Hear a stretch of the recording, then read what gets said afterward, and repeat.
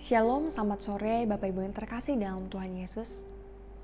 Mari pada sore hari ini kita mau sekali lagi bersama-sama meluangkan waktu kita untuk dapat merenungkan kebenaran firman Tuhan. Mari kita berdoa.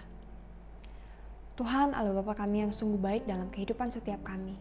Di sore hari ini kami mau bersama-sama meluangkan waktu kami sejenak. Kami mau bersama-sama merenungkan kebenaran firman Tuhan yang akan menuntun setiap kami dalam masa prapaskah ini. Tuhan tolong, Tuhan mampukan setiap kami, biarlah melalui kebenaran firman Tuhan dan perenungan kami sore hari ini, dapat membawa setiap kami untuk dapat lebih lagi merenungkan firman Tuhan di dalam masa prapaskah ini. Tuhan berkati setiap kami, Tuhan mampukan setiap kami.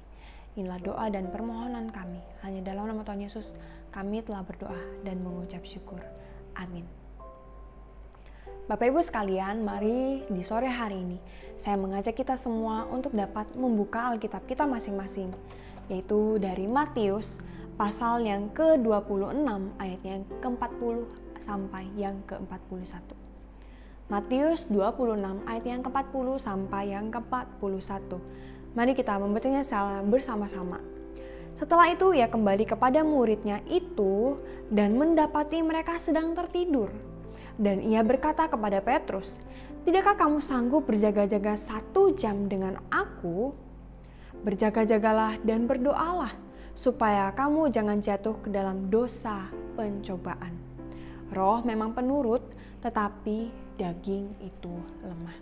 Demikian jauh pembacaan firman Tuhan di sore hari ini. Bapak Ibu sekalian, tidak sanggupkah kamu berjaga-jaga denganku 1 jam saja? Ini merupakan pertanyaan Tuhan Yesus kepada murid-murid terdekatnya yang saat itu sedang tertidur dan tidak berjaga-jaga bersama dengan Tuhan Yesus di Taman Getsemani. Namun Bapak Ibu, melalui pertanyaan tersebut tidak terlihat bahwa saat itu Tuhan Yesus sedang merasa kesal karena keletihan murid-muridnya. Pertanyaannya kemudian menjadi lebih dalam lagi Bapak Ibu.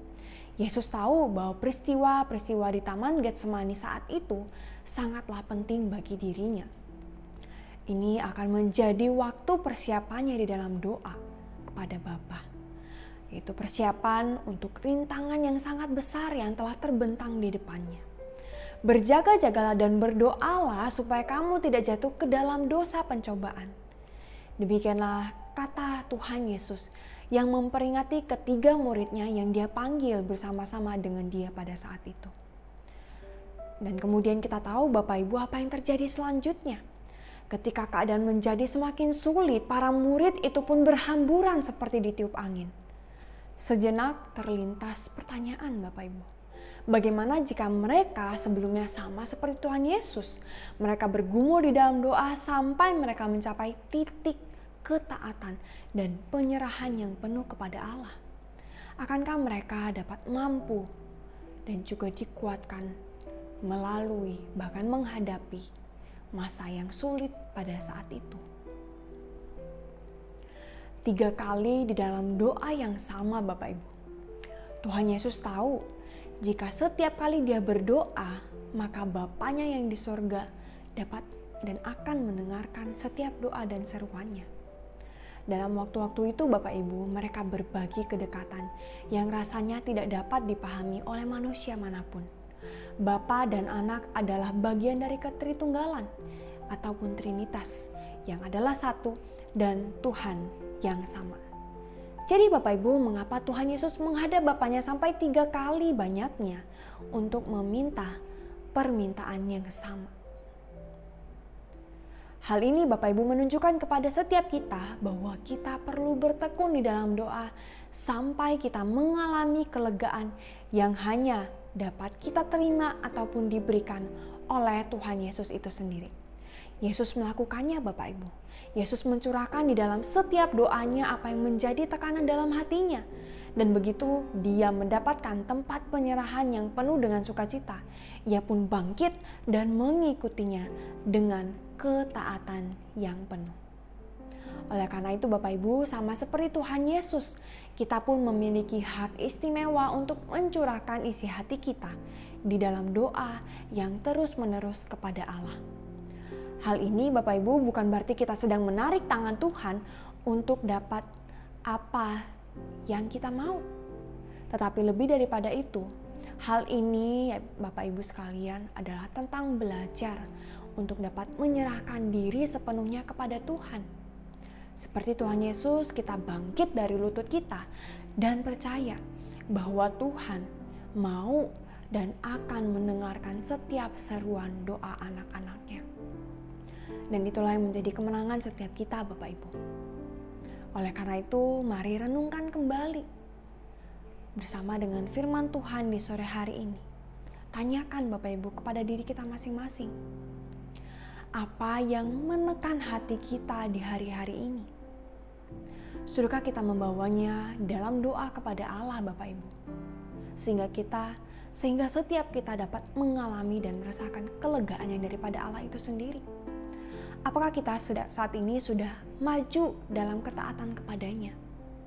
Kita bergerak maju di dalam ketaatan kepada Tuhan itu sendiri. Mari Bapak Ibu sekali lagi renungkan pertanyaan-pertanyaan tersebut.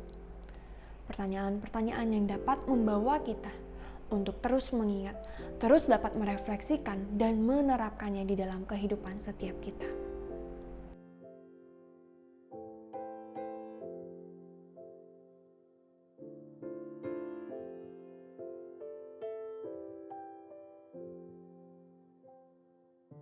Ya Tuhan Allah Bapa kami yang sungguh baik, pada sore hari ini sekali lagi kami berterima kasih kepadamu buat renungan bahkan juga firman Tuhan yang menjadi perenungan kami di sore hari ini. Dan saat ini ya Bapa, kami bersama-sama sungguh mengucap syukur untuk hak istimewa yang luar biasa Engkau berikan kepada kami untuk dapat memanggil dan menjumpai Engkau di dalam setiap doa. Terima kasih untuk teladan Yesus yang mau datang kepadamu dan bertekun di dalam doa. Dan saat ini kami bersama-sama Bapa memohon agar kiranya Tuhan juga dapat menolong, dapat memampukan setiap kami untuk dapat selalu bertekun dalam doa. Sampai setiap kami dapat mengalami kedamaian, dapat mendapatkan kekuatan daripada Engkau. Karena kami percaya Engkau adalah Allah yang mampu dan mau mendengarkan setiap seruan doa kami. Dan kami bersyukur, bersukacita atas semuanya itu. Terima kasih Tuhan Yesus. Hanya di dalam nama Tuhan Yesus kami telah berdoa dan mengucap syukur. Amin. Bapak Ibu sekalian, demikian renungan kita pada sore hari ini. Selamat merenungkan kembali kebenaran firman Tuhan dalam kehidupan kita tiap-tiap hari. Tuhan Yesus memberkati.